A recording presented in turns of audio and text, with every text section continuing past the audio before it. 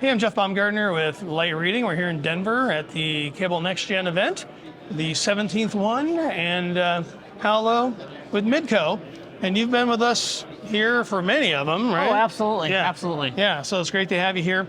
We're going to talk about network evolution and everything, but first off, just give everybody up to speed on Midco, the company. Just kind of like, hey, where do you guys operate, size, that sort of so thing. we're a mid-tier operator operating in the Midwest in 5 states. So Minnesota, North Dakota, South Dakota, Wisconsin, and Kansas.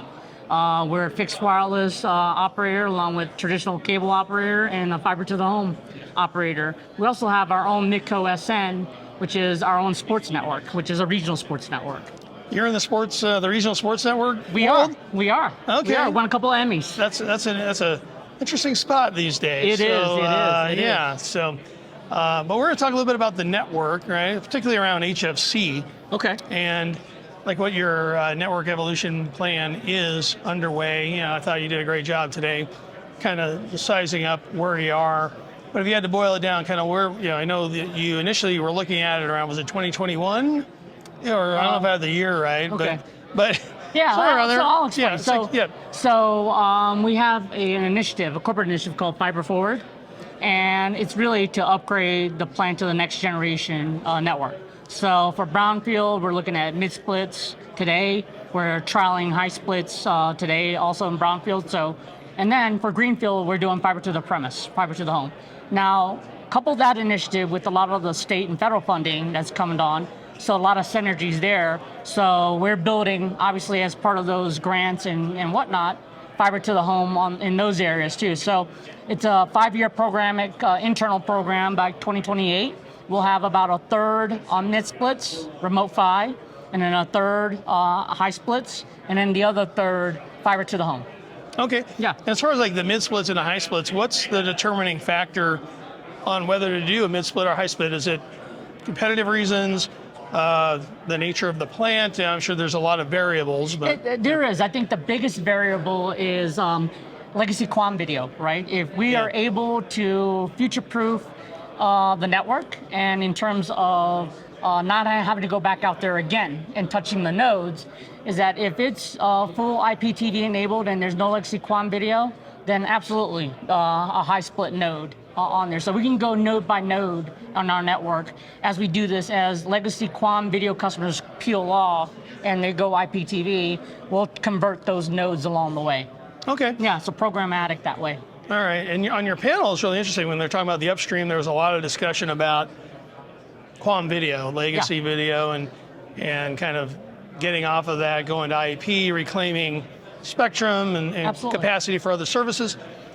You also talked about like a timeline, because I think in the past we used to ask, how long is QAM video going to be around? The answer was like, who knows? It could be forever. Right. But it's not forever for you guys. No, it's not forever for us. Is that 2026 is, ideally our drop dead date on there, because obviously the support and costs associated with supporting legacy QAM video, right? And so for us to move forward with, eliminating QAM video and then delivering what we call bestness, which is best-in-class service on whatever we do, which means better high-speed data. So in order for us to do those and deliver those things, QAM video has to be off, and then on top of that, there's a financial benefit too, right? Which is less OpEx and renewal of supports and things like that. So 2026 is a drop-dead date for us in terms of QAM video conversions.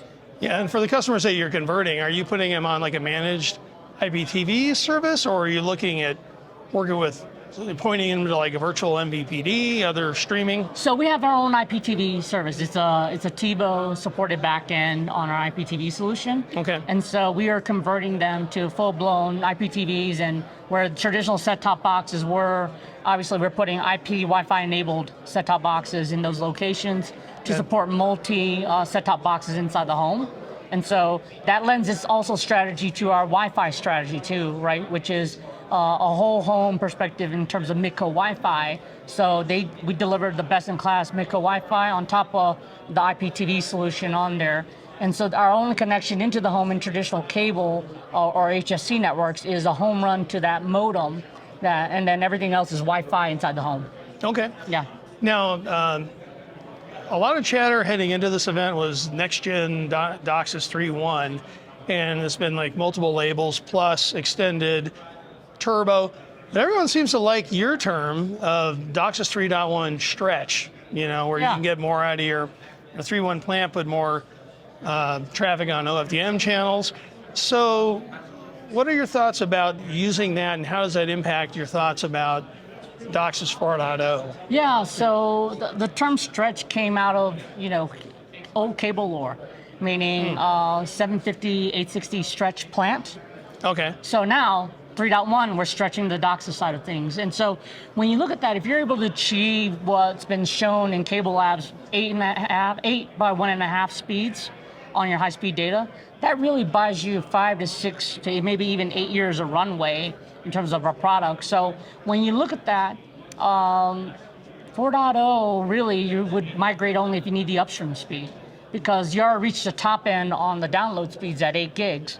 And so when you look at that is, do you reinvest that capital and build fiber instead of going to DOCSIS 4.0 and everything associated with DOCSIS 4.0? So example would be, if you do extended spectrum, you're looking at 1.8, you're looking at tap changeouts, you're looking at nodes and amps to all swap out, right? If you look at full duplex, you look at all your back-end office tools along with nodes and amps changeouts on those to support the intelligence in full duplex too.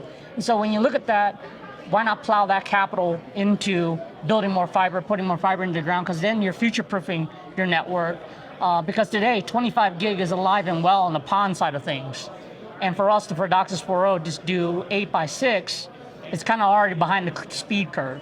So under that thinking, is 4.0 going to be a non-starter, or is it like too early to say? It's too early to say, right? Okay. Because we can kick that can down the road significantly. With 3.1 stretch. Yeah, with 3.1 stretch. Okay. And so I'm not going to eliminate that, say we're not going to do 4.0, right? Good. But in your remote networks where there's a small town, maybe 8 gigs is enough, right? And a 1.5 gig upload is enough.